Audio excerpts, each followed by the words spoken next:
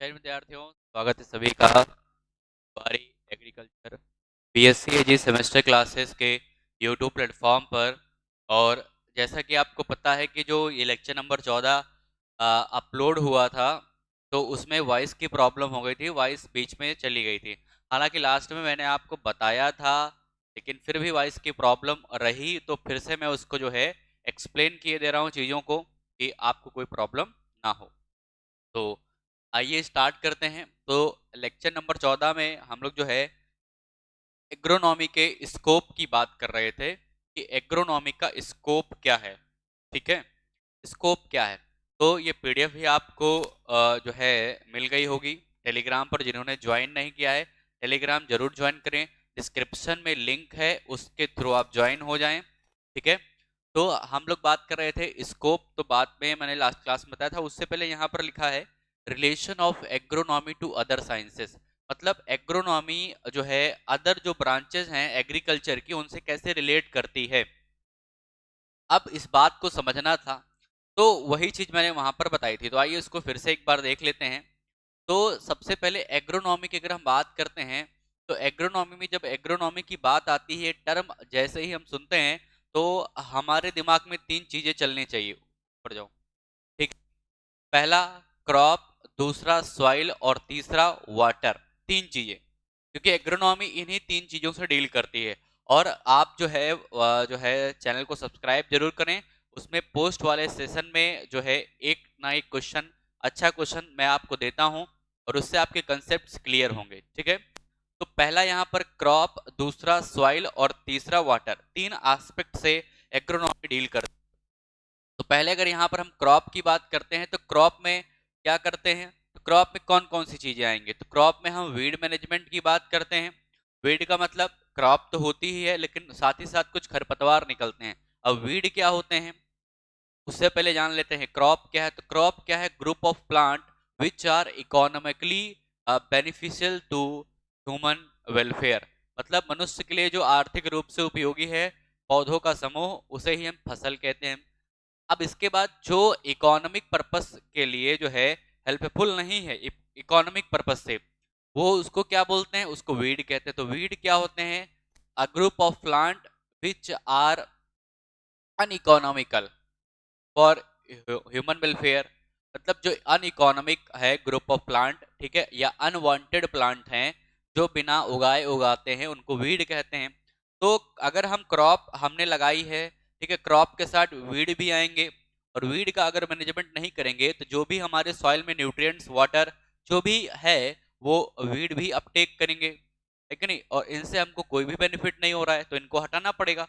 तो weed management, तो weed management के लिए भी जो है एग्रोनॉमी ही जो रिस्पॉन्सिबल है, मतलब एग्रोनॉमी में क्रॉप को ग्रो करना है तो वीड मैनेजमेंट करना पड़ेगा। साथ ही साथ अगर हम क्रॉप की बात करते हैं, तो क्रॉप जब ग्रो करते हैं तो उसमें बहुत सारे क्या होते हैं, इंसेक्ट्स लगते हैं, डिफरेंट टाइप के कीट लगते हैं जो है, और वो फसल को क्या करते हैं, अलग प्रकार से अलग अलग प्रकार से प्रभावित करते हैं।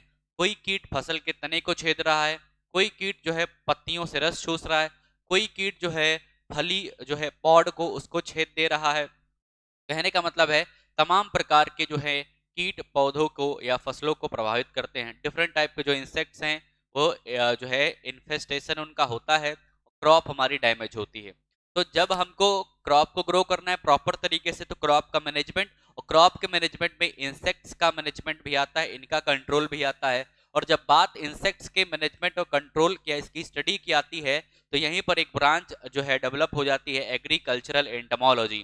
तो एग्रीकल्चरल एंटमोलॉजी में हम क्या पढ़ते हैं, स्टडी ऑफ एग्रीकल्चरल जो है इंसेक्ट्स। एग्रीकल्चरल इंसेक्ट्स का मतलब जो एग्रीकल्चर से रिलेटेड है, जो क्रॉप को हमारी क्या करते हैं, इन्फेस्ट करते हैं, क्रॉप पर हमारी अटैक करते हैं, क्रॉप को डैमेज करते हैं।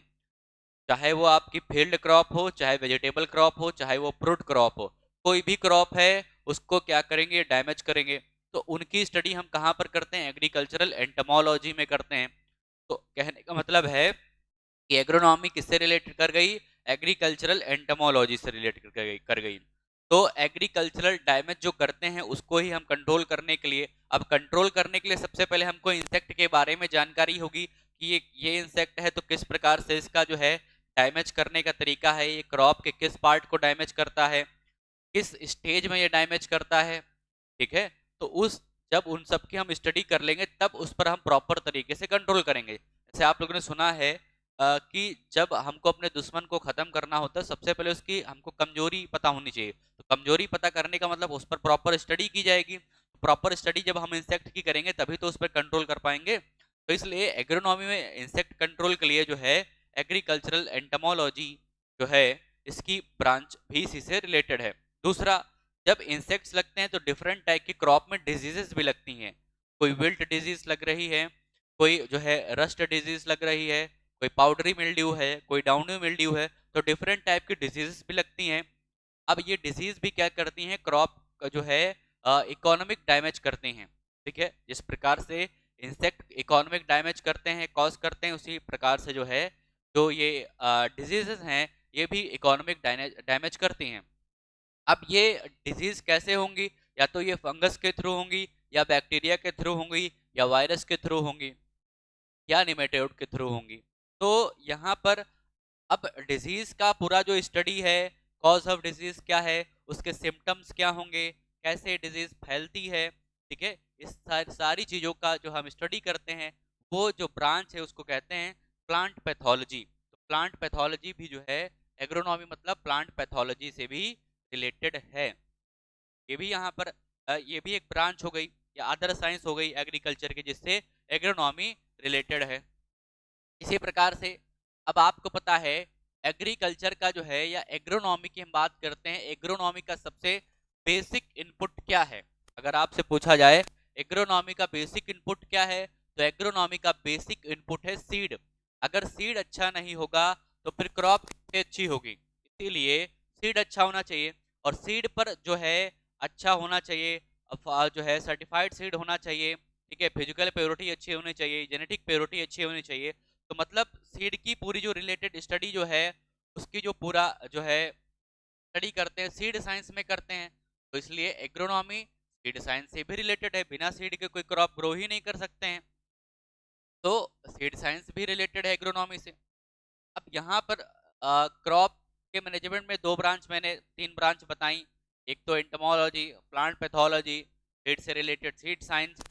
जब हम बात करते हैं सॉइल मैनेजमेंट की, तो सॉइल मैनेजमेंट में हम सॉइल साइंस की बात करते हैं, soil science and agricultural chemistry. क्योंकि सॉइल के तीन एस्पेक्ट हैं, जब मैंने basic principles of agronomy second lecture में बताया था, एक फिजिकल, बायोलॉजिकल एंड केमिकल, भौतिक, जैविक और रासायनिक। तो जो केमिकल एस्पेक्ट है उसमें हम जो है एग्रीकल्चरल केमिस्ट्री की बात वहां पर आती है। तो कहने का मतलब है बिना सॉइल के हम ना सीड जर्मिनेट होगा ना क्रॉप को न्यूट्रिशन मिलेगा। क्योंकि सॉइल क्या है, कैसा मीडिया है जो हमारे क्रॉप को, हमारे प्लांट्स को एक न्यूट्रिशन प्रोवाइड करता है, ठीक है।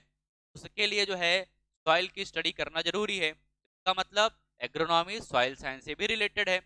बिना सॉइल की फर्टिलिटी के क्रॉप को हम ग्रो नहीं कर सकते हैं। तो यहाँ पर लिखा भी है provide nutrients to the plant, ठीक है, सॉइल साइंस।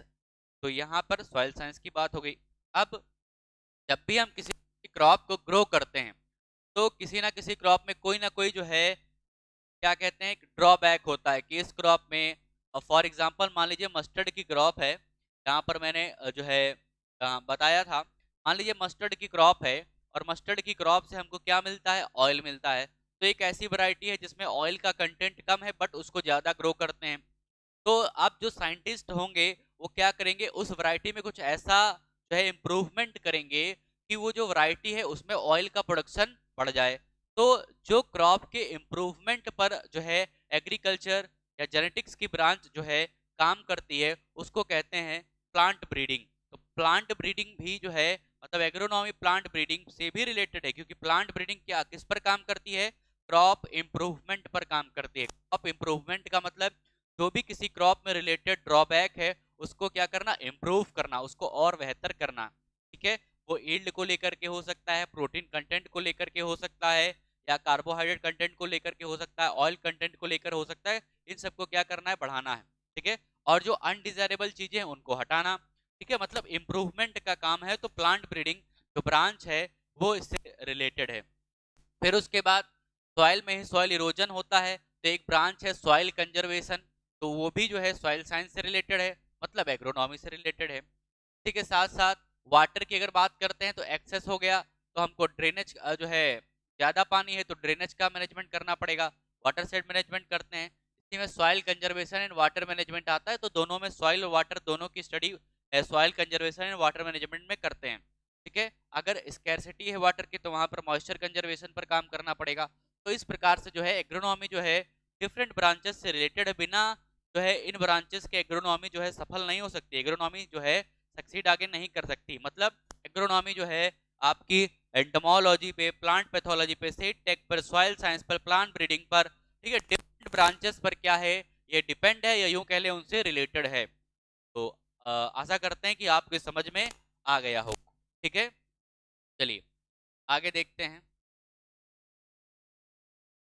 आगे देखिए, तो वही चीज यहाँ पर जो मैंने समझाया था वही चीज यहाँ पर लिखी है कि agronomy is a dynamic discipline. तो एग्रोनॉमी क्या है? एक डायनेमिक डिसिप्लिन है, मतलब कि सस्य विज्ञान एक गतिशील विषय है। ठीक है, स्टैटिक नहीं है, डायनेमिक है, चीजें इसमें चलती रहती हैं, ये कोई रुकी हुई चीज नहीं है, रिसर्च इसमें चल रही है, काम इसमें हो रहा है लगातार। ठीक है, डायनेमिक डिसिप्लिन है।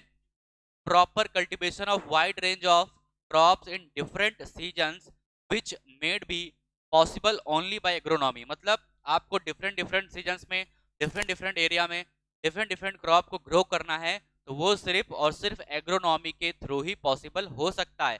मतलब यहाँ पर लिखा है विभिन्न ऋतुओं में फसलों की व्यापक स्तर पर खेती केवल सस्य विज्ञान के द्वारा ही संभव है, क्योंकि क्रॉप प्रोडक्शन हम बेसिकली एग्रोनॉमी पढ़ते हैं।